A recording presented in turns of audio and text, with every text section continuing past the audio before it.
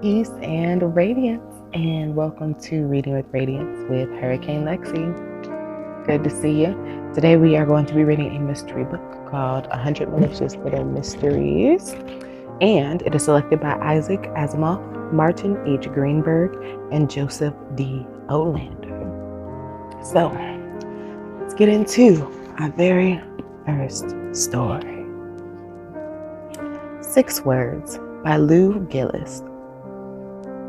The editor looked up in annoyance. There, standing before him, having somehow penetrated to the heart of his cozy editorial sanctum was, of all things, an author. Automatically, the editor's eyes flicked over the piles of manuscripts on his desk. Perhaps, he thought, this was some outraged author come to claim a treasured story submitted long ago and still grinding slowly through the mill of the gods. But no, this author had come equipped with a manuscript of his own, which he now unceremoniously thrust into the face of the startled editor. "Publish this," he said peremptorily. "Is that all?" the editor replied, recovering quickly. "May I remind you, my dear sir, publish this," the author repeated, this time more menacingly. He was a large, lumpy man with an untidy beard, and he looked as though he meant business. The editor smiled expansively, playing for time. "There are, of course, many ways," he began, "to get a story published, Mr. Gillis," the author stated. Lou Gillis. He still stood with his manuscript thrust at the editor. "I am aware of the many ways to get a story published," he said flatly. "During the last several years, I have even had occasion to try them all." "Really?" the editor rejoined brightly. He was growing bored. "Without success," said Lou Gillis. "Ah!" Things were becoming clear. The man was obviously a disappointed author.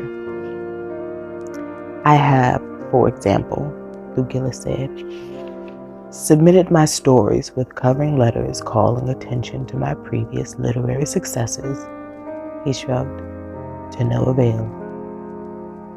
"Perhaps," the editor suggested, "had these previous literary successes not been figments of your I have anonymously scraped acquaintance with published authors, poor wretches of little or no talent, for the sole purpose of using their barely recognizable names to get past secretaries and into the presence of editors," Gillis continued. "But this device, too," the editor completed the thought, "availed you nothing." He smiled wearily. "And not surprising either, when you consider that editors abhor." "Finally," the author went on, "I hit upon a scheme which, during the last year, has brought me considerable success." In spite of himself, the editor was interested. "A scheme," he repeated. "An extremely simple scheme," said the author.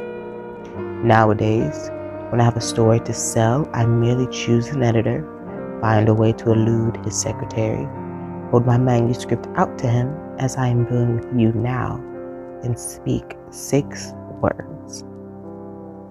And those 6 words are..."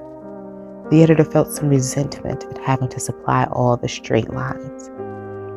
"And these 6 words are..."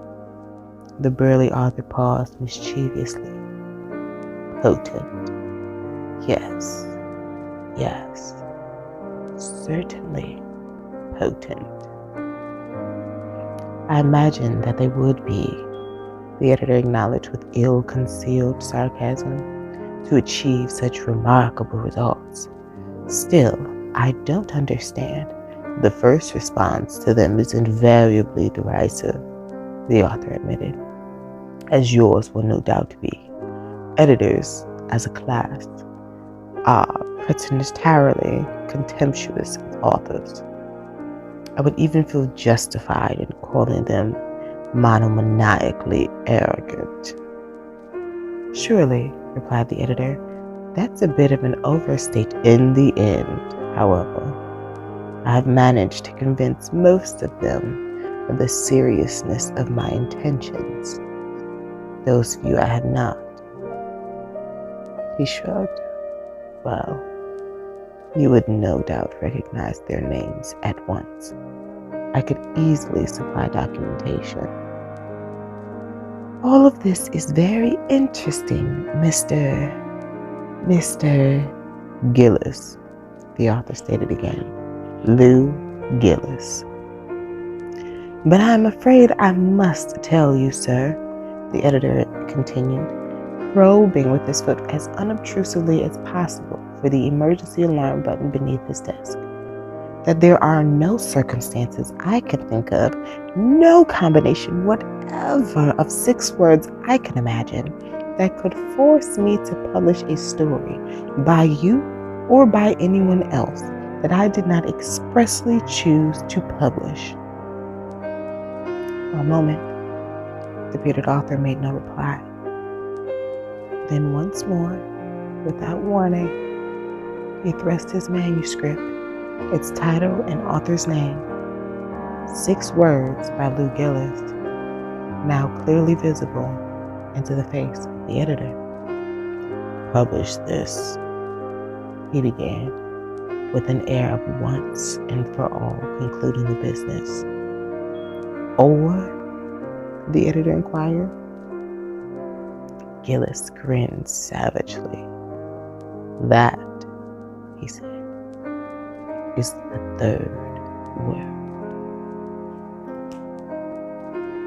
And there we have it. Tune in next time for the next story reading with Hurricane Lexi. Peace and love.